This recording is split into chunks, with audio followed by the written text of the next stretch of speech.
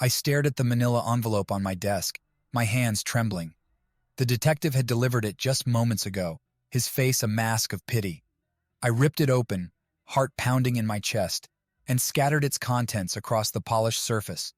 Photographs spilled out like a cascade of betrayal, each image more damning than the last. There she was, my wife Susan, smiling in the arms of another man.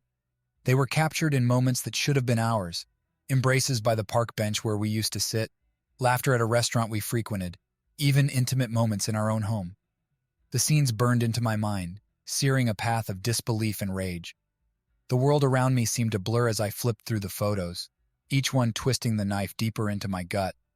Months of subtle suspicion, nights spent wondering where she was, who she was with, all coalesced into this gut-wrenching revelation. The detective's words echoed in my head. "I'm sorry, John. I wish it weren't true." But it was true. The evidence lay before me, irrefutable and cruel. Susan, my wife of 10 years, the woman I had loved and trusted above all others, had betrayed me. My hands clenched into fists, the urge to tear the photos to shreds almost overwhelming. I forced myself to breathe, to think. How long had it been going on? How could she do this to us, to our family? Questions swirled in my mind, each one stoking the fires of a fury I had never known existed within me. I reached for my phone, fingers trembling as I dialed Susan's number.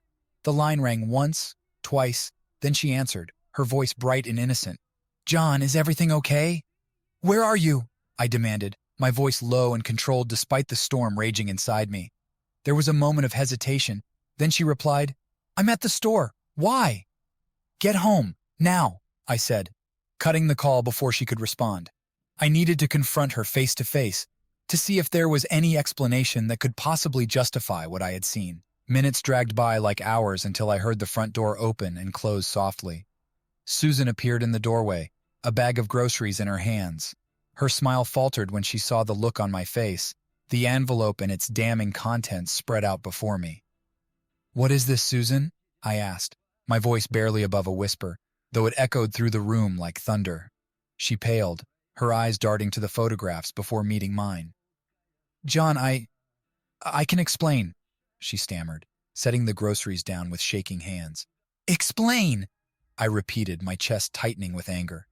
"Explain how you could do this to me, to our marriage."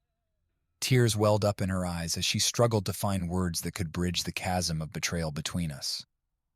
"John, I never meant to hurt you. It's complicated." Complicated. The word hung in the air like a heavy fog, obscuring any hope of understanding. I fought to keep my composure, to resist the urge to lash out. "Who is he, Susan? How long has this been going on?" Her silence spoke volumes. The truth was written in the lines of her face, the tremble of her hands. "His name is David," she finally whispered, her voice barely audible. David. The name echoed in my mind. Another man who had invaded my life, stolen my wife. The rage I had held at bay threatened to engulf me, but I pushed it down, focusing on the cold clarity of what needed to be done. "You need to leave," I said, my voice steady now, though my heart screamed in agony. "Pack your things and go stay with your sister. We'll talk about this later." Susan nodded, tears streaming down her face. She gathered her belongings in silence, avoiding my gaze. As she walked out the door, the weight of her betrayal settled on my shoulders like a leaden cloak. The house felt emptier without Susan's presence, her absence a constant reminder of the shattered trust between us. I retreated to the solitude of my study, the photographs spread out before me like a puzzle I couldn't solve. Each image burned into my mind, fueling a relentless need for answers. I buried myself in work during the day, but the evenings were consumed by thoughts of Susan and the man named David. Who was he? How did they meet? How long had their affair been unfolding beneath the facade of our marriage? Unable to sleep, I found myself poring over old emails, scrutinizing phone records, searching for any hint of deceit I might have missed. The detective's card lay on my desk, a silent invitation to unravel the web of lies that had ensnared us. I called him late one evening, voice strained with exhaustion and determination. "I need your help again," I said, my words clipped and cold. The detective, Mr. Thompson, arrived promptly the next morning, his demeanor professional yet tinged with sympathy.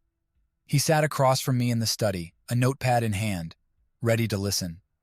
I want everything you can find on David, I said, my voice steady despite the turmoil raging inside me.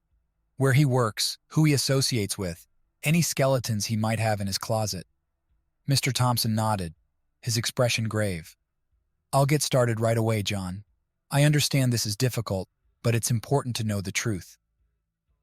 Days turned into weeks as I waited for the detective's report. Each passing moment felt like an eternity, my mind consumed by thoughts of Susan and the man who had usurped my place in her heart. When the call finally came, I felt a mixture of dread and relief. Mr. Thompson arrived at my doorstep with a thick file in hand, the culmination of his investigation into David's life. We sat down at the dining table, the photographs of Susan and David between us like a silent accusation. Mr. Thompson began to detail his findings. David was a successful attorney at a prestigious firm downtown, known for his charm and sharp wit. He frequented upscale bars and restaurants, often seen in the company of various women. But there's more, Mr. Thompson said, his voice lowering slightly. David has a history, John. A DUI arrest 3 years ago, and rumors of inappropriate conduct with a client that were swept under the rug. My jaw clenched at the revelation, anger simmering beneath the surface. David's facade of success and respectability was crumbling, exposing the flaws and vulnerabilities I could exploit. What else? I asked, my voice tight with anticipation. Mr. Thompson hesitated, then continued. He's known to gamble, frequents underground poker games. There have been whispers of debts, though nothing substantial. The pieces of the puzzle began to fall into place. David's weaknesses, his indiscretions, each one a potential weapon in the war I was waging against him. I thanked Mr. Thompson for his thoroughness, dismissing him with a nod as I immersed myself in the details of David's downfall. Armed with the knowledge of David's vulnerabilities, I began to formulate a plan. It started with his career, anonymous tips to his firm about his gambling habits, whispers of indiscretions that would sow doubt among his colleagues. The seed of doubt would grow into a shadow that eclipsed his once stellar reputation. Meanwhile, Susan's life was not untouched by the fallout. I took preemptive measures, closing our joint accounts, canceling her credit cards, and moving our savings into a separate account beyond her reach. The financial strain would serve as a harsh reminder of the consequences of her betrayal. As the days passed, I watched from a distance as David's world unraveled. Rumors spread like wildfire through his firm, whispers of misconduct and financial indiscretions tarnishing his once impeccable image. He became a pariah among his peers, his career teetering on the brink of ruin. But my plan was far from complete. David had yet to face the full extent of my wrath. And Susan would soon learn that betrayal came with a price. Days turned into weeks as I meticulously executed my plan to dismantle David's life. Every move was calculated, every action aimed at exacting the revenge I felt entitled to. Meanwhile, Susan's presence in our home had become strained, her guilt palpable in every interaction. One evening, as the sun dipped below the horizon and the house settled into a quiet unease, I found myself standing in the doorway of our bedroom. Susan sat on the edge of the bed, her gaze fixed on her hands folded in her lap. "We need to talk," I said, my voice cutting through the heavy silence. Susan looked up, her eyes brimming with tears. "John, she began, but I held up a hand to stop her. "Save it," I said, my tone sharp with resentment. "I know everything, Susan, about David, about your affair." She flinched as if struck, her shoulders sagging with the weight of my words. "John, I'm so sorry," she whispered, her voice trembling. "Sorry?" I scoffed, the bitterness rising like bile in my throat. "Do you have any idea what you've done to us? To me?" Tears streamed down her face as she struggled to find words that could bridge the chasm of betrayal between us. "John, I never meant for this to happen. It was a mistake." "A mistake?" I repeated, my voice laced with scorn. "A mistake that lasted months? That destroyed everything we had built together?" She reached out to touch my arm, but I recoiled, the sting of her betrayal too raw to bear. "Please, John," she pleaded, her voice desperate. "I love you. I never meant to hurt you." "Love?" I spat, the word tasting bitter on my tongue. "Love doesn't betray. Love doesn't lie." Susan buried her face in her hands, her sobs echoing in the quiet room. "What do you want me to do?" she asked, her voice muffled by tears. I paced the room, the weight of my decision heavy on my shoulders. "Pack your things," I finally said, my voice hoarse with emotion. "Go stay with your sister. We'll talk about this later." She nodded silently, too broken to argue. As she gathered her belongings, I turned away, unable to bear the sight of her pain. The door closed softly behind her, leaving me alone with the wreckage of our shattered life. In the days that followed, the house felt emptier than ever. Susan's absence was a constant reminder of the betrayal that had torn us apart. I spent sleepless nights poring over the details of David's downfall, each move calculated to ensure his world crumbled around him. But amidst the chaos of revenge, a part of me yearned for closure. I needed to understand why Susan had strayed, what had driven her into another man's arms. Was our marriage truly irreparable, or was there a chance for forgiveness? I called Susan one evening, my voice hesitant, as I waited for her to answer. "John," she said, surprise and uncertainty mingling in her voice. "I need to see you," I said, my words weighed down by the weight of our shared pain. There was a long pause before she replied, "Okay, when?" "Tomorrow," I said, the urgency in my voice surprising even myself. "Meet me at our favorite coffee shop." She agreed, and we hung up without further discussion. The anticipation gnawed at me throughout the night, sleep eluding me as I wrestled with the turmoil of emotions raging inside. The next morning I arrived at the coffee shop early, a knot of nerves tightening in my stomach. Susan walked in moments later, her expression a mix of apprehension and resignation. We sat across from each other in silence, the weight of our shared history hanging heavy in the air. Finally, I broke the silence. "Why, Susan?" I asked, my voice softer than I intended. She looked down at her hands, her fingers twisting nervously in her lap. "I don't know," she admitted, her voice barely above a whisper. "I was lost, confused. I felt like we were drifting apart." "We?" I scoffed, the bitterness resurfacing despite my efforts to remain calm. "You made a choice, Susan. You chose him." Tears welled up in her eyes as she struggled to find the words to explain the inexplicable. "I was scared," she confessed, her voice trembling. "Scared of losing myself, of losing us." "You didn't think about us when you were with him," I said, my tone accusing. "You didn't think about what this would do to our family." "I know," she whispered, tears streaming down her face. "I'm so sorry, John. I never meant to hurt you." I closed my eyes, the pain of her words like a knife twisting in my heart. "Sorry isn't enough, Susan," I said, my voice cracking with emotion. "You broke us." She reached out across the table, her hand hovering hesitantly in the space between us. "Can we fix it?" she asked, her voice fragile with hope. I looked at her, really looked at her for the first time since the photos shattered our world. The woman sitting across from me was not just the betrayer, but the woman I had loved for a decade. The woman who had stood by my side through sickness and health, joy and sorrow.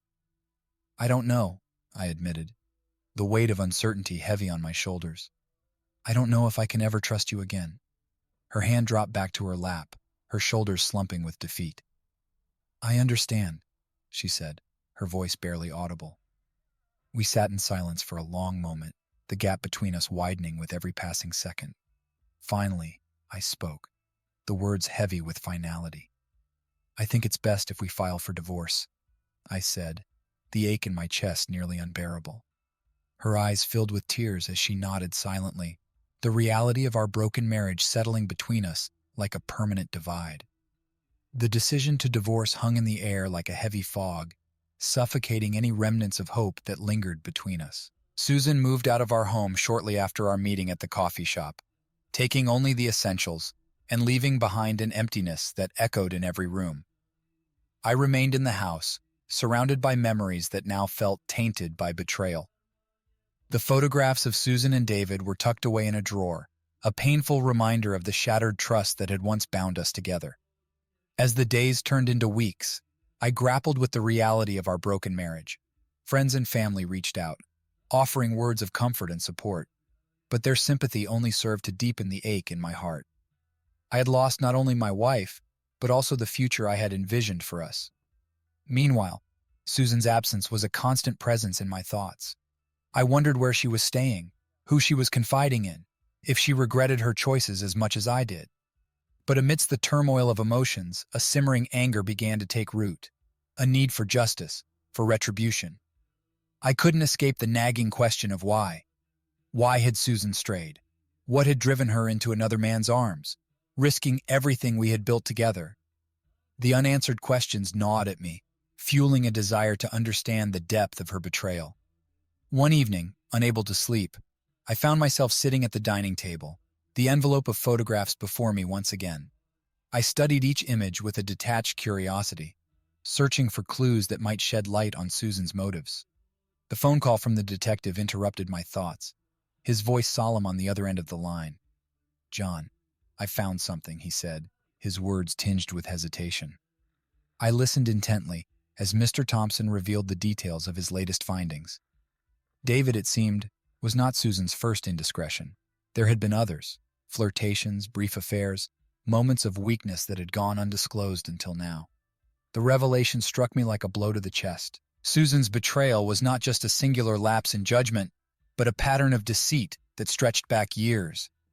Each new detail exposed another layer of the woman I thought I knew, shattering the illusion of our shared history. "What else?" I asked, my voice hoarse with disbelief. Mr. Thompson hesitated, then continued, "There's more, John. David isn't the only one." My blood ran cold at the implication. "What do you mean?" I demanded, my mind racing with possibilities. "There have been others," Mr. Thompson explained, his voice steady despite the weight of his words. "Men she met through work, through friends. There's a pattern of behavior, John."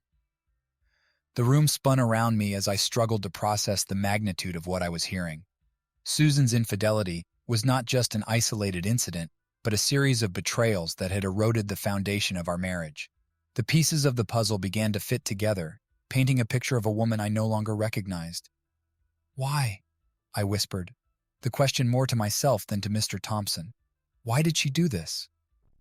Mr. Thompson remained silent for a moment, his hesitation palpable through the phone line.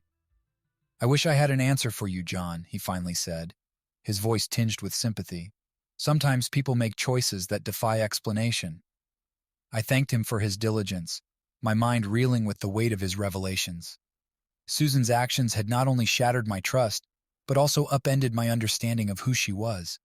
The woman I had loved and trusted had become a stranger who had betrayed me in ways I could never have imagined. As the days passed, I withdrew further into myself, grappling with the aftermath of Susan's betrayal. The anger that had simmered beneath the surface now burned with a fierce intensity, demanding justice for the wounds she had inflicted. I began to formulate a plan, a way to ensure Susan faced the consequences of her actions. I consulted with lawyers, gathering evidence of her infidelity in preparation for divorce proceedings. I took preemptive measures to protect our assets, knowing that Susan's actions had forfeited any claim to our shared wealth. But amidst the chaos of legal battles and financial negotiations, a part of me remained haunted by the unanswered question of why. Why had Susan strayed? What had driven her into the arms of other men, risking everything we had built together? I found myself standing in our bedroom one evening, the weight of our shattered marriage heavy on my shoulders. The photographs of Susan and David lay scattered on the bed, a silent testament to the betrayal that had torn us apart. "Why, Susan?" I whispered into the empty room, my voice echoing with unanswered questions. The days stretched into weeks, and the once familiar rhythms of our life together dissolved into a cold silence that permeated every corner of our home.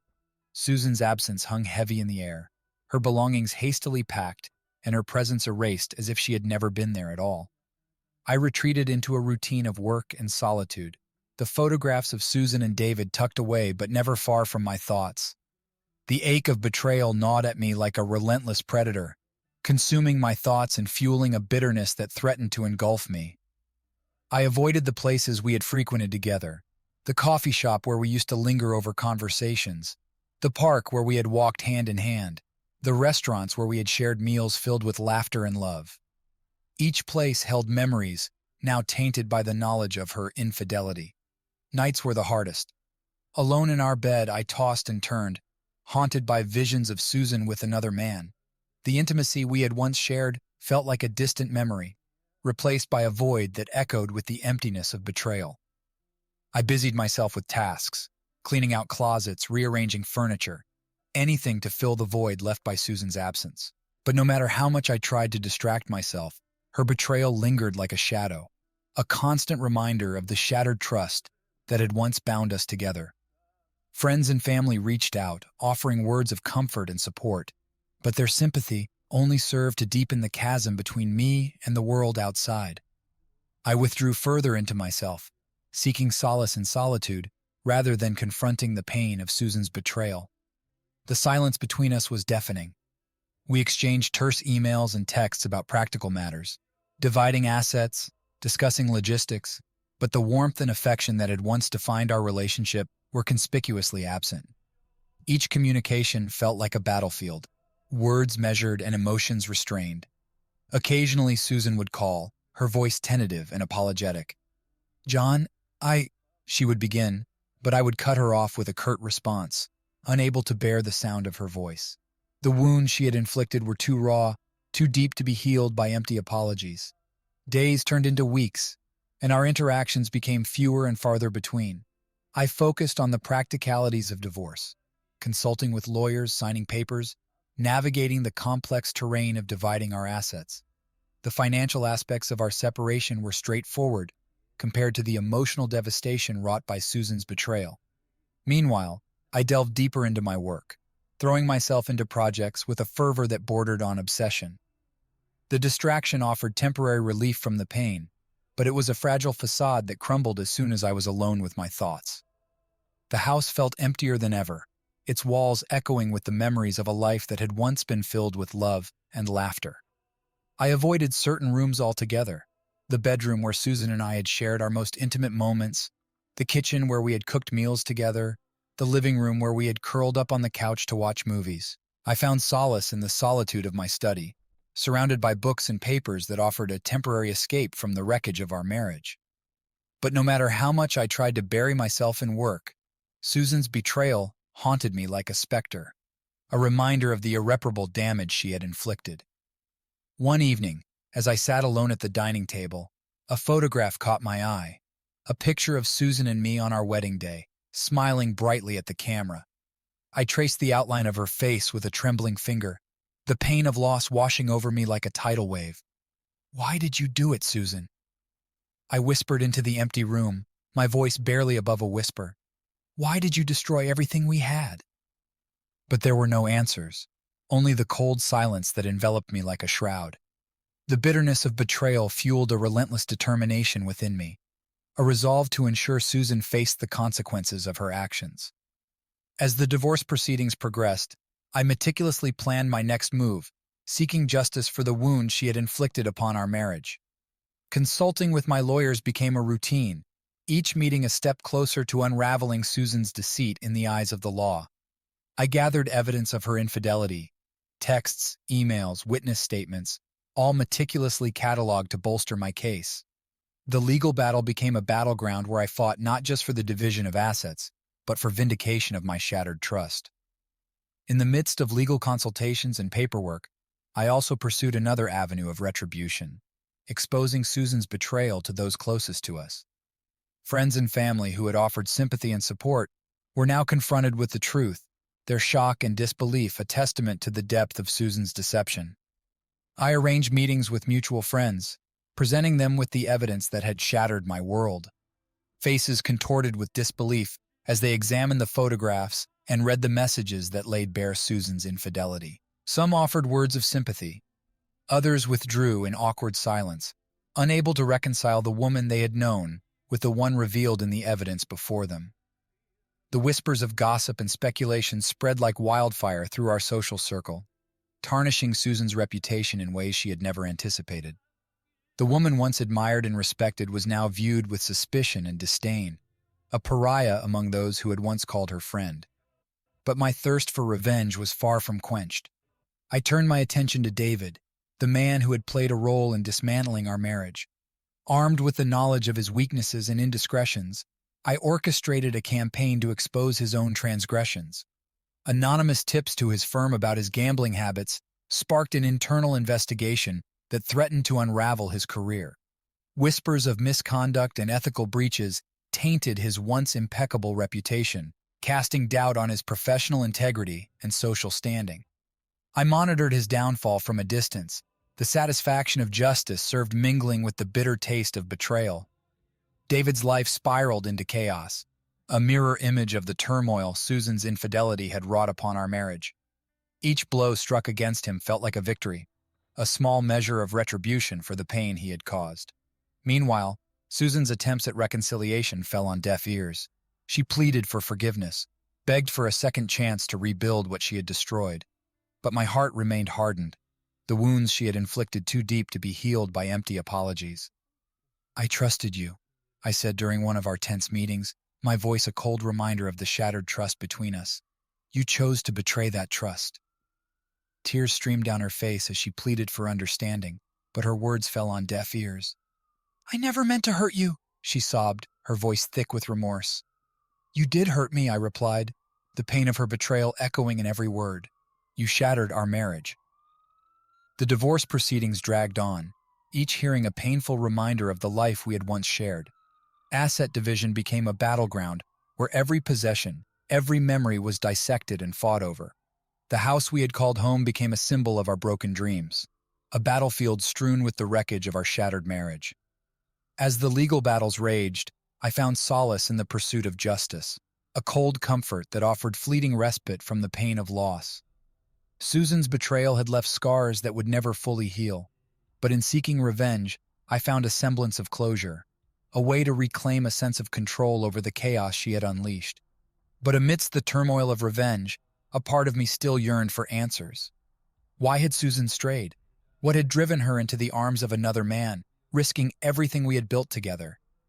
The unanswered questions haunted me, a reminder that closure was not always synonymous with understanding. I immersed myself in work and legal battles, burying myself in tasks and distractions to avoid confronting the emptiness that lingered in the wake of our shattered marriage. The photographs of Susan and David remained tucked away, a painful reminder of the betrayal that had torn us apart and the wounds that had yet to fully heal. Driven by a relentless need for closure, I delved deeper into the murky waters of Susan's betrayal, determined to unearth the truth that had eluded me for so long. The unanswered questions gnawed at my conscience, fueling a relentless pursuit of understanding. I began by revisiting the detective's findings, poring over the details of his investigation with renewed scrutiny.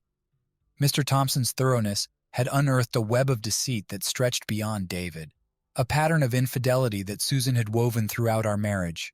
Armed with the evidence gathered by Mr.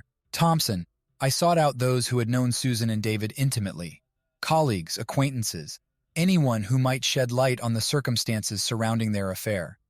Each conversation was a delicate dance of probing questions and cautious responses as I pieced together the fragments of Susan's secret life. One afternoon, I arranged a meeting with a former colleague of Susan's, a woman who had worked closely with her during the time of her affair with David. Over cups of coffee in a quiet corner of a bustling cafe, I listened intently as she recounted her observations of Susan's behavior. She seemed distant, preoccupied, the colleague recalled, her brow furrowed in thought. I noticed she was spending a lot of time on her phone, texting someone. It seemed secretive. My heart sank at the confirmation of suspicions I had long harbored. Susan's emotional distance and secretive behavior had been subtle signs of her betrayal, unnoticed or ignored until it was too late. "Did she ever mention David?" I asked, my voice steady despite the storm of emotions brewing inside me. The colleague hesitated, then nodded. "Yes, she talked about him occasionally. She seemed enamored, I guess, but she never mentioned anything about their relationship being more than professional." I thanked the colleague for her honesty, her words adding another layer to the complex tapestry of Susan's deception.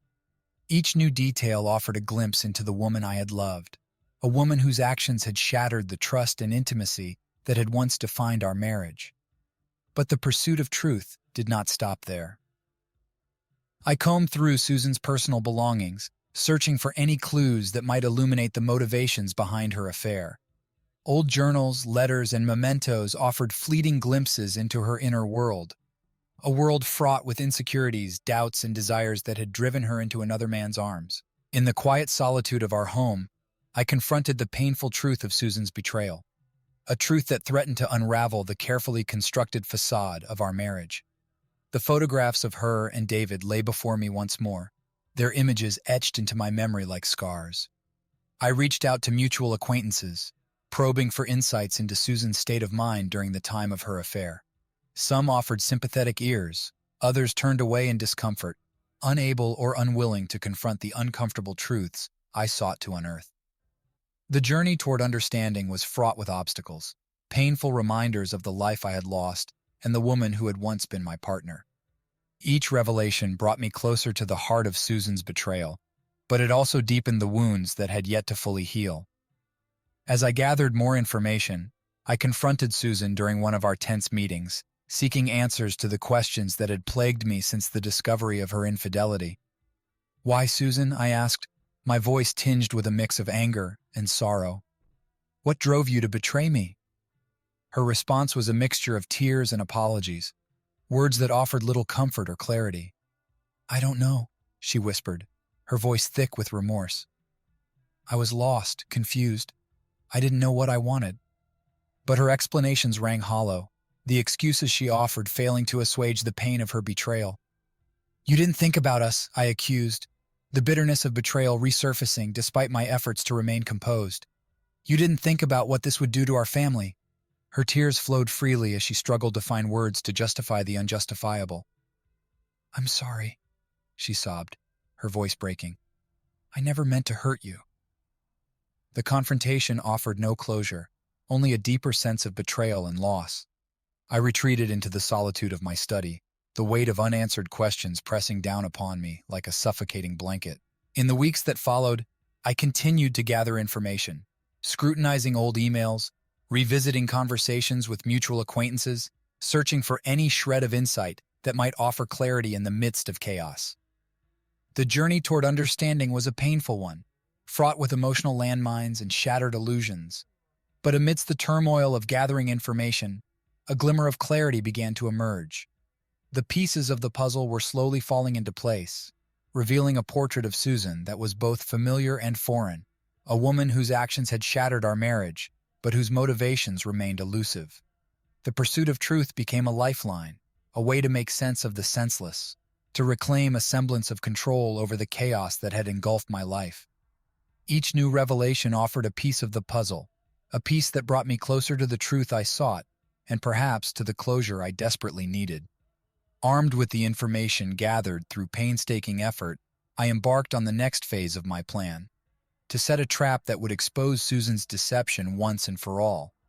The pieces of the puzzle had begun to coalesce, revealing a pattern of behavior that had eluded me in the aftermath of betrayal. I contacted Mr. Thompson, the detective whose diligence had unearthed the truth of Susan's affair with David. We met in a discreet location, a quiet corner of a bustling cafe where the anonymity of strangers shielded our conversation from prying eyes. "Mr. Thompson," I began, my voice steady despite the storm of emotions brewing inside me. "I need your help once more." The detective regarded me with a mixture of curiosity and caution, his brow furrowed in thought. "What do you need, John?" he asked, his voice low and measured. I explained my plan, a carefully orchestrated scheme designed to expose Susan's continued infidelity. I laid out the details of her routine, the places she frequented, the people she confided in. Each piece of information was a thread in the web I sought to weave, a web that would ensnare Susan in her own deceit. Mr. Thompson listened intently, nodding occasionally as I outlined the steps of my plan. "It won't be easy," he cautioned, his voice tinged with concern. "But if you're willing to take the risk—" "I have to know the truth," I replied, my voice firm with determination. "I can't live in uncertainty any longer." The detective agreed to assist me, his expertise in surveillance and investigation invaluable to the success of my plan. We mapped out a strategy, a series of carefully timed maneuvers designed to catch Susan in the act, to reveal the extent of her betrayal once and for all. Days turned into weeks as we waited for the perfect opportunity to set the trap. I monitored Susan's movements with a vigilance bordering on obsession, tracking her whereabouts and interactions with a precision that bordered on paranoia. Finally, the moment arrived, a fateful evening when Susan's routine would intersect with the carefully laid plans of retribution. Mr. Thompson and I positioned ourselves discreetly in a secluded spot, our eyes trained on the target of our surveillance. I watched with a mixture of anticipation and dread as Susan arrived at the designated location, a restaurant frequented by couples and colleagues alike. She was dressed impeccably, her demeanor composed and confident, a stark contrast to the turmoil raging inside me. Minutes turned into hours as we waited, our patience stretched to its limits by the tension of the moment. I glanced at Mr. Thompson, whose gaze remained fixed on Susan with unwavering focus. The detective's presence offered a sense of reassurance, a reminder that I was not alone in my quest for truth. And then it happened. A familiar figure approached Susan's table, his demeanor flirtatious and familiar. My heart sank as I recognized him. A man from Susan's past, a name that had surfaced in my quest for answers. They exchanged greetings, their conversation animated and laced with an intimacy that cut through me like a knife. I watched helplessly as they leaned closer, their laughter mingling with the ache of betrayal that threatened to consume me. Mr. Thompson's hand on my shoulder grounded me in the moment, his silent reassurance a lifeline in the storm of emotions raging inside me. "We have what we need," he whispered, his voice a steady anchor in the tumultuous sea of uncertainty. I nodded silently, my eyes fixed on Susan and the man who had become the latest casualty of her deception. The trap had been set, the truth exposed, a painful confirmation of suspicions that had haunted me since the discovery of her affair with David.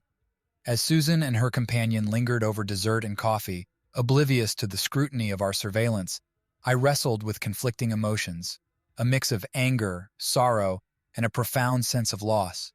The woman I had loved and trusted had betrayed me once again, her actions a betrayal of the vows we had exchanged and the life we had built together. But amidst the devastation of betrayal, a seed of clarity began to take root, a realization that Susan's actions were not a reflection of my worth or our shared history. They were choices she had made, driven by desires and insecurities that were beyond my control. The trap had achieved its purpose, a bitter validation of the suspicions that had plagued me since the discovery of Susan's affair.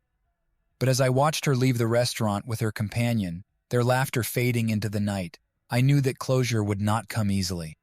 The journey toward healing would be long and arduous, marked by moments of doubt and despair. But armed with the truth, I faced the uncertain future with a newfound resolve, a determination to reclaim my life from the wreckage of betrayal and forge a path forward, however uncertain it may be. The aftermath of setting the trap was a tumultuous whirlwind of emotions and consequences, revealing collateral damage that extended far beyond Susan's betrayal. As the truth of her continued infidelity came to light, its ripple effects reverberated through our lives, leaving devastation in its wake. The revelation of Susan's affair with another man, someone I had not even known existed, was a bitter pill to swallow. It cast a shadow over the fragile remnants of our marriage, exposing cracks that had deepened with each new betrayal. Friends and family, who had offered sympathy and support during the initial discovery of Susan's affair with David, now grappled with the harsh reality of her continued deception. The whispers of gossip and speculation that had surrounded Susan's infidelity with David now intensified, fueled by the latest revelations of her ongoing indiscretions. Mutual acquaintances became unwitting bystanders caught in the crossfire of our fractured relationship. Awkward encounters and uncomfortable conversations became the norm, as friends struggled to navigate the minefield of loyalty and honesty in the face of Susan's deceit. Some withdrew from the fray, their discomfort palpable as they attempted to distance themselves from the scandal that had engulfed our lives. Others offered cautious words of support, their sympathy tempered by a sense of unease at the unraveling of our once seemingly perfect marriage. The collateral damage extended beyond our social circle, reaching into the professional realm as well. Susan's reputation, once admired and respected, now lay in tatters, a casualty of her own actions and the consequences of her betrayal. Whispers of her infidelity reached the ears of colleagues and acquaintances, casting doubt on her integrity and professionalism.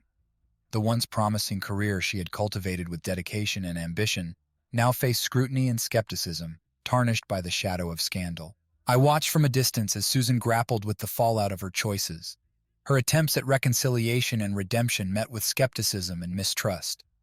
Her tearful apologies and promises of change fell on deaf ears, the wounds of her betrayal too raw and deep to be healed by empty words. Meanwhile, I navigated the aftermath of setting the trap with a mix of resignation and determination. The truth had set me free from the shackles of uncertainty, but it had also exposed the extent of the damage wrought by Susan's betrayal. Legal proceedings continued to unfold, the division of assets and negotiation of settlements, a stark reminder of the life we had built together, a life now irreparably fractured by Susan's infidelity. The house we had called home became a battleground, where every possession, every memory, was dissected and fought over. Amidst the chaos of divorce proceedings and shattered dreams, a sense of clarity began to emerge, a realization that Susan's betrayal was not a reflection of my worth or our shared history. It was a reflection of her choices, driven by desires and insecurities that were beyond my control. The journey toward healing was a long and arduous one, marked by moments of doubt and despair. But armed with the truth, I faced the uncertain future with a newfound resolve, a determination to reclaim my life from the wreckage of betrayal and forge a path forward, however uncertain it may be. As I reflected on the collateral damage wrought by Susan's infidelity, I found solace in the support of friends and family who stood by me in the aftermath of setting the trap. Their unwavering loyalty and understanding offered a glimmer of hope amidst the wreckage of our shattered marriage, a reminder that healing would come in time, even in the face of irreparable loss. But the scars of Susan's betrayal would forever mark the landscape of my heart, a painful reminder of the fragility of trust and the devastating consequences of deception. As I confronted the collateral damage of her actions, I vowed to emerge stronger and wiser, determined to rebuild my life on a foundation of honesty and integrity, no matter the cost. Armed with the bitter knowledge of Susan's ongoing betrayal, I knew there was one final confrontation I needed to face. A confrontation with David, the man who had played a pivotal role in dismantling our marriage. As the legal proceedings dragged on and the dust began to settle from the aftermath of setting the trap, I sought closure by confronting the other party involved. I tracked David's movements with a diligence born of determination, waiting for the opportune moment to confront him face to face. It came one evening, unexpectedly, when I spotted him exiting his office building in the heart of the city. Heart pounding with a mix of anger and sorrow, I approached him with measured steps, my resolve steeled against the turbulent emotions threatening to overwhelm me. David turned at the sound of my approach, his expression shifting from surprise to guarded wariness. "We need to talk," I said, my voice steady despite the storm of emotions brewing inside me. David regarded me with a mixture of curiosity and apprehension, his posture defensive. "What do you want?" he asked, his voice tinged with caution. I wasted no time in cutting to the heart of the matter. "You know why I'm here," I began, my words clipped with restrained anger. "You've been involved with Susan despite knowing she was married." David's facade of composure faltered, his gaze flickering with guilt. He started, but I interrupted him, unwilling to entertain excuses or justifications for his actions. "You've caused irreparable damage," I continued, my voice rising with indignation. "To our marriage, to our lives. Do you even understand the consequences of your selfishness?" David remained silent, his jaw clenched in a futile attempt to maintain his composure. The weight of his guilt hung heavy in the air between us, a tangible reminder of the havoc his actions had wrought upon our lives. "I loved her," he finally admitted, his voice barely above a whisper. I thought she loved me too."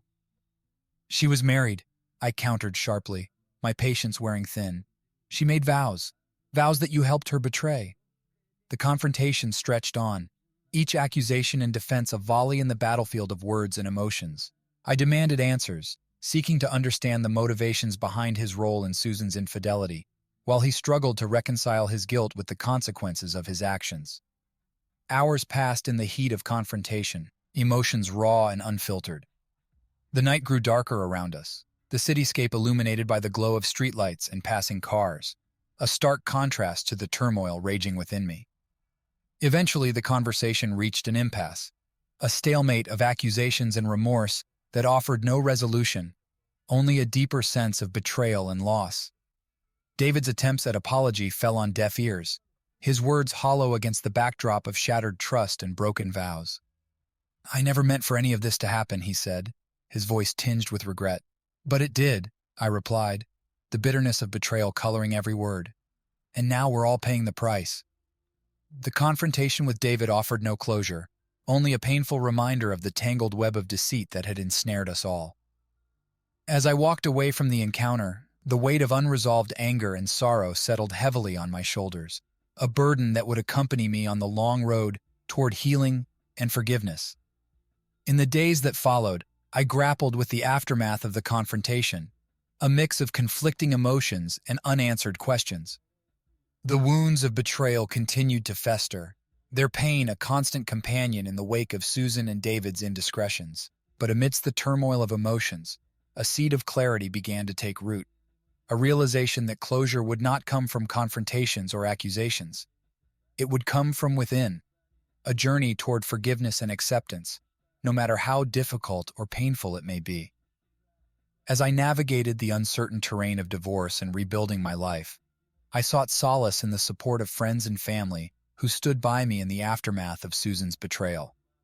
Their unwavering loyalty and understanding offered a glimmer of hope amidst the wreckage of our shattered marriage, a reminder that healing would come in time, even in the face of irreparable loss. But the scars of Susan's betrayal would forever mark the landscape of my heart, a painful reminder of the fragility of trust and the devastating consequences of deception. As I confronted the aftermath of the confrontation with David, I vowed to emerge stronger and wiser, determined to rebuild my life on a foundation of honesty and integrity, no matter the cost. In the aftermath of our confrontation, David's life unraveled with startling speed, a cascade of consequences that mirrored the devastation Susan's betrayal had wrought upon my own. At first, there were whispers, a murmur of gossip and speculation that followed him like a shadow through the corridors of his professional life. Colleagues exchanged furtive glances and hushed conversations, their curiosity piqued by the sudden scrutiny surrounding David's reputation. Rumors of misconduct and ethical breaches began to circulate, fueled by anonymous tips and whispered accusations. The whispers grew louder, echoing through the halls of the firm where David had once been regarded with respect and admiration. Internal investigations were launched, a systematic unraveling of David's professional conduct that threatened to expose the darker truths hidden beneath the veneer of his carefully cultivated image. Accusations of impropriety and indiscretion mounted, casting doubt on his integrity and credibility. I watched from a distance as David's desperation grew, his attempts at damage control futile against the relentless scrutiny of his peers and superiors. The man who had once been Susan's confidant and lover now faced a reckoning of his own making, a stark reminder of the consequences of betraying trust and breaking vows. But amidst the turmoil of David's downfall, a part of me struggled with conflicting emotions, a mix of anger, guilt, and a profound sense of loss. Despite the pain he had caused, I couldn't help but feel a twinge of sympathy for the man whose life had unraveled in the wake of his own indiscretions. One evening, I received a call from Mr. Thompson, the detective whose assistance had been invaluable in uncovering the truth of Susan's infidelity. His voice was grave as he delivered the news of David's latest misfortune, a legal investigation that threatened to unravel the remnants of his once promising career. "They're digging deeper," Mr. Thompson explained, his tone tinged with concern. "There are allegations of financial impropriety now." The news was a sobering reminder of the far-reaching consequences of betrayal, a cautionary tale of the dangers of straying from the path of honesty and integrity. David's desperation had led him down a dark and treacherous path, one that threatened to consume him entirely. As I processed the news of David's continued downfall, I found myself grappling with the complexities of forgiveness and redemption. Despite the pain he had caused, I couldn't help but wonder what had driven him to betray not just me, but himself as well. In the weeks that followed, I sought solace in the support of friends and family who stood by me in the aftermath of Susan and David's indiscretions. Their unwavering loyalty offered a beacon of hope amidst the wreckage of our shattered lives, a reminder that healing would come in time, even in the face of irreparable loss. But the scars of betrayal would forever mark the landscape of my heart, a painful reminder of the fragility of trust and the devastating consequences of deception. As I confronted David's desperation, I vowed to emerge stronger and wiser, determined to rebuild my life on a foundation of honesty and integrity, no matter the cost. As the legal proceedings surrounding Susan and David's indiscretions continued to unfold, I found myself drawn deeper into the maelstrom of consequences that had engulfed our lives. Each hearing, each revelation brought with it a renewed sense of betrayal and a bitter reminder of the shattered dreams that had once defined our marriage. The final blow came unexpectedly, a twist of fate that unraveled the fragile threads of Susan and David's deceit with startling clarity. It began with a routine court appearance, a hearing to finalize the terms of our divorce and bring an end to the legal battles that had consumed us for months. I sat in the courtroom, my heart heavy with a mix of resignation and determination. Beside me, my lawyer reviewed the details of the settlement, a division of assets and liabilities that represented the final chapter of our tumultuous marriage. Across the courtroom, Susan sat with her own legal counsel, her expression a mask of strained composure. Her attempts at reconciliation had fallen on deaf ears, her tearful apologies unable to mend the wounds of her betrayal. As the proceedings unfolded, a hushed murmur spread through the courtroom, a whispered conversation between Susan's lawyer and a court official that sent a ripple of anticipation through the gathered spectators. Moments later, David entered the courtroom with a demeanor that betrayed the weight of his unraveling life. His once confident stride faltered, his gaze fixed on the floor as he took his place beside Susan, a silent reminder of the tangled web of deceit that had ensnared us all. The judge presiding over the case called for order, her voice a steady anchor in the storm of emotions raging within me. The final terms of the divorce settlement were read aloud, a division of assets that reflected the bitter reality of our shattered marriage. But it was the unexpected revelation that followed that delivered the final blow, a revelation that exposed the depths of Susan and David's deception with devastating clarity. "Your Honor," Susan's lawyer began, his voice tinged with reluctance, "there is one final matter that must be addressed." The courtroom fell silent as he presented new evidence, a series of financial transactions and correspondence that laid bare the extent of David's financial misconduct. Allegations of embezzlement and fraud hung heavy in the air, casting a pall of disbelief over the proceedings. I watched in stunned silence as the truth of David's downfall unfolded before me, a stark reminder of the consequences of betrayal and the dangers of straying from the path of honesty and integrity. The judge's expression hardened as she reviewed the evidence, her decision swift and decisive. "Mr. David Williams," she intoned, her voice carrying the weight of authority, "you are hereby found guilty of financial misconduct and embezzlement. You will be remanded into custody pending further investigation." David's world crumbled around him, his protests drowned out by the gravity of the charges leveled against him. Beside him, Susan watched in disbelief, her own world unraveling with each passing moment.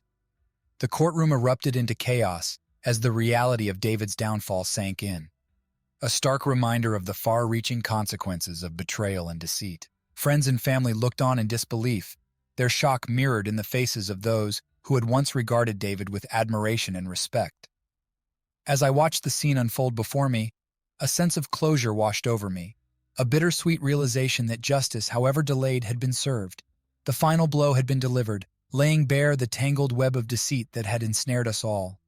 But amidst the wreckage of shattered lives and broken dreams, I found solace in the support of those who had stood by me in the aftermath of Susan and David's indiscretions. Their unwavering loyalty offered a beacon of hope amidst the storm, a reminder that healing would come in time, even in the face of irreparable loss. As I left the courtroom that day, I carried with me the scars of betrayal, a painful reminder of the fragility of trust and the devastating consequences of deception. But I also carried with me a newfound sense of strength and resilience, a determination to rebuild my life on a foundation of honesty and integrity, no matter the cost.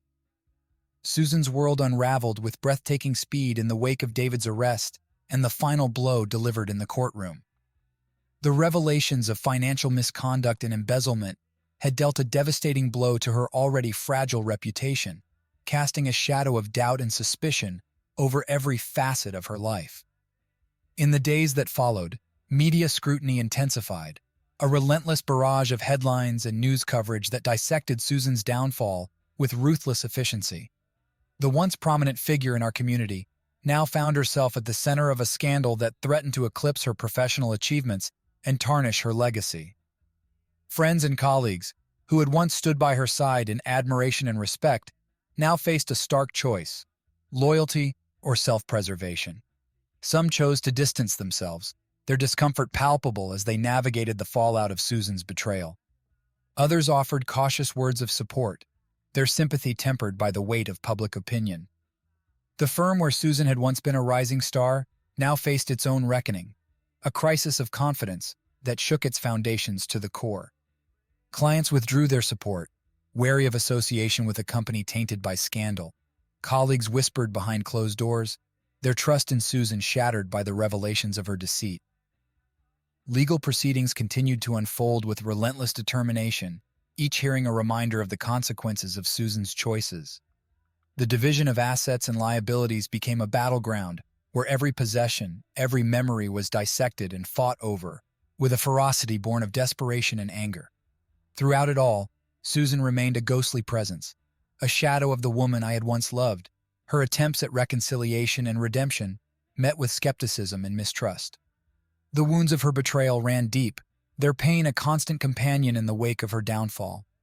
As I navigated the aftermath of Susan's unraveling life, I found myself grappling with conflicting emotions, a mix of anger, sorrow, and a profound sense of loss. Despite the pain she had caused, I couldn't help but feel a twinge of empathy for the woman whose life had unraveled in the wake of her own indiscretions. But amidst the turmoil of emotions, a seed of clarity began to take root, a realization that Susan's downfall was not just a consequence of her betrayal of me, but of herself as well. The choices she had made, driven by desires and insecurities that were beyond my control, had led her down a path of destruction from which there was no turning back. In the quiet solitude of my home, I reflected on the lessons learned from Susan's downfall, a cautionary tale of the dangers of straying from the path of honesty and integrity. The scars of betrayal would forever mark the landscape of my heart, a painful reminder of the fragility of trust and the devastating consequences of deception. But amidst the wreckage of shattered lives and broken dreams, I found solace in the support of friends and family who stood by me in the aftermath of Susan's betrayal. Their unwavering loyalty offered a beacon of hope amidst the storm, a reminder that healing would come in time, even in the face of irreparable loss. As I moved forward with my life, I vowed to honor the lessons learned from Susan's downfall, a commitment to rebuild my life on a foundation of honesty and integrity, no matter the cost. The journey toward healing would be long and arduous, marked by moments of doubt and despair. But armed with the clarity gained from Susan's downfall, I faced the uncertain future with a renewed sense of strength and resilience, a determination to reclaim my life from the wreckage of betrayal and forge a path forward, however uncertain it may be. In the aftermath of Susan's downfall and David's arrest, I found myself immersed in a tumultuous sea of emotions, reflecting on the shattered pieces of our lives and grappling with the weight of regret that shadowed every memory of our marriage. As I stood amidst the wreckage of our once shared dreams, I couldn't help but wonder how we had arrived at this point, a point where trust had been shattered, vows broken, and lives irrevocably changed. Reflecting back on our marriage, I traced the arc of our relationship, the joyous beginnings, the shared aspirations, and the moments of intimacy and connection that had once defined us.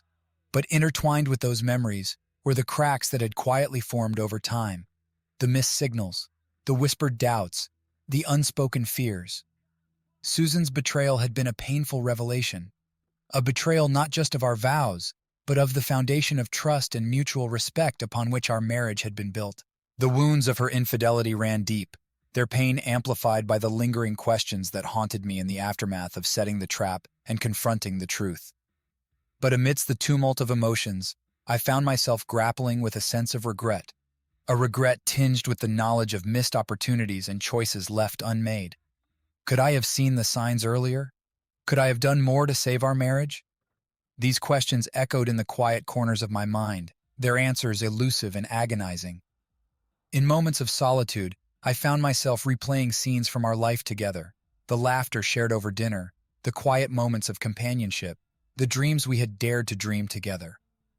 Each memory carried with it a bittersweet ache, a reminder of what had been lost and the price we had paid for Susan's betrayal. Regret mingled with anger as I wrestled with the aftermath of Susan's downfall, a whirlwind of legal proceedings, financial negotiations, and shattered illusions that threatened to engulf me in despair. The road to healing was fraught with obstacles, its path illuminated by the harsh light of truth and the shadows of betrayal. But amidst the wreckage of shattered dreams, a seed of clarity began to take root, a realization that regret alone could not mend the broken pieces of our lives. Forgiveness, both for Susan and for myself, would be the key to unlocking the chains of bitterness and resentment that threatened to consume me. I sought solace in the support of friends and family who stood by me in the aftermath of Susan's betrayal, offering words of encouragement, gestures of kindness, and a steadfast presence that anchored me in the storm. Their unwavering loyalty offered a beacon of hope amidst the wreckage, a reminder that healing was possible, even in the face of irreparable loss. As I navigated the uncertain terrain of rebuilding my life, I vowed to honor the lessons learned from Susan's downfall, a commitment to embrace forgiveness, cultivate resilience, and reclaim my sense of self-worth. The journey toward healing would be long and arduous, marked by moments of doubt and despair. But armed with the clarity gained from reflection and the wisdom born of regret, I faced the uncertain future with a renewed sense of purpose, a determination to forge a path forward, however uncertain it may be. The weeks turned into months, and the dust began to settle on the wreckage of Susan and David's betrayals. As I stood at the threshold of a new chapter in my life, I found myself facing the daunting task of rebuilding amidst the ruins of my shattered marriage. With each passing day, the pain of Susan's infidelity faded into a dull ache, a reminder of the scars left behind, but no longer a raw wound that threatened to consume me. I immersed myself in the process of healing, drawing strength from the support of friends and family who had stood by me through the darkest moments of betrayal. Legal proceedings had drawn to a close, leaving behind a division of assets and a settlement that marked the end of our turbulent marriage. The house we had once called home stood as a silent witness to the memories we had shared, a testament to the love and loss that had defined our journey together. In the quiet solitude of my new apartment, I found solace in the simple routines of daily life: a morning cup of coffee, a walk in the park, the laughter of friends gathered around the dinner table. Each moment offered a glimpse of the future I had dared to envision, a future free from the shadows of betrayal and regret. I threw myself into work with renewed vigor, channeling my energy into projects that challenged and inspired me. The career I had once neglected in the pursuit of happiness within my marriage now became a source of fulfillment and purpose, a reminder that life held endless possibilities, even in the aftermath of heartache. As the seasons changed and time marched forward, I began to rediscover passions and interests that had lain dormant during the tumult of my marriage. I took up hiking again, finding solace in the quiet beauty of nature and the solitude it offered. I enrolled in painting classes, rediscovering the joy of creativity and self-expression. But amidst the busyness of rebuilding my life, I never lost sight of the lessons learned from Susan and David's betrayals. Forgiveness became a guiding principle, a choice to release the anger and resentment that threatened to poison my spirit. In forgiving them, I found freedom, not from the pain they had caused, but from the power it held over me. In the quiet moments of reflection, I found gratitude for the resilience that had carried me through the storm. I was grateful for the friendships that had sustained me, the moments of laughter that had lifted my spirits, and the unwavering support of loved ones who had walked beside me every step of the way. As I stood on the threshold of a new beginning, I felt a sense of peace settle over me, a peace born of acceptance and a renewed sense of self-worth. The road ahead was uncertain, dotted with twists and turns yet to be navigated. But armed with the lessons learned from my journey through betrayal and forgiveness, I faced the future with courage and optimism. I had learned that life was not defined by the wounds we carried, but by the strength with which we rose above them. And as I moved forward, one step at a time, I embraced the promise of a new day, a day filled with hope, possibility, and the unwavering belief that the best was yet to come. The story of Susan's betrayal and David's downfall had left an indelible mark on my heart, a reminder of the fragility of trust and the resilience of the human spirit. But it had also taught me the power of forgiveness, the healing that comes with letting go, and the beauty of reclaiming one's life in the aftermath of betrayal.